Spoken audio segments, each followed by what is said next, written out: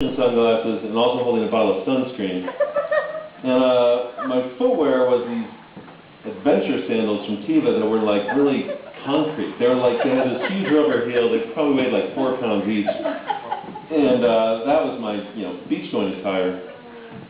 So when he said, "Can you get out here, mate?" I was like, I didn't want to be a wimp, so I said, "Yeah, sure." And I hopped over the side of the dinghy, and immediately these sandals dragged me under. And as I tried to claw my way back to air, the swell came in, and it knocked my prescription sunglasses off. And then I went down under again. And I think I was trying to scream, but there was so much salt water in my mouth that I couldn't. And I realized very clearly that I was about to die and drown. So I got one of the 4-pound sandals off, and the next set, snatched it out of my hand, and then the swell after that knocked me across a coral reef, which I'd never experienced coral reefs before, being from Kansas.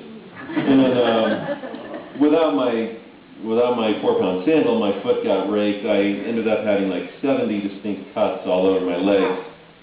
And when I went up on this little island, there was this Indonesian guy there, and he was just greatly amused looking at my bloody legs. And he pantomiming the waves hitting me, he goes, "Mister, what? Mister, what? What?" And then he laughed, and I didn't.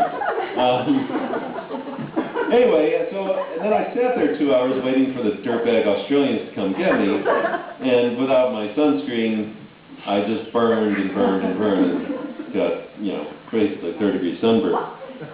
And the next day, one of the surf competitors, this Australian girl, looked at me and saw that I was roughly the complexion of a tomato and said, "You don't get out much, do you?" Yeah, good time. Another time for Powder Magazine, I went to Alaska to ski its peaks when the days were at their shortest in January. I mean, just barely because the resorts even opened because it was so dark all the time. This allowed me to write all kinds of fun stuff about seasonal affectation disorder and how Alaskans buy little electric light boxes to keep from going completely insane.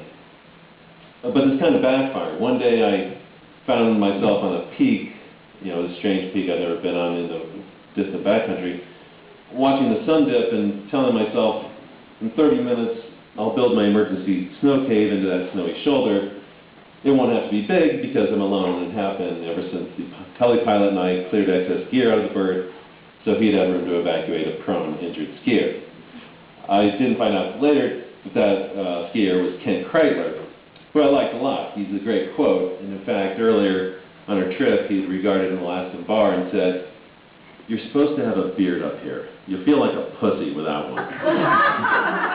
But Kent's problem was that on this run, with the appropriate name of Shit Trap, he had aired a 40-foot cliff, but he veered a little bit to the right, and well above the landing, there was this lone protruding boulder, and he smashed his right ski into the boulder.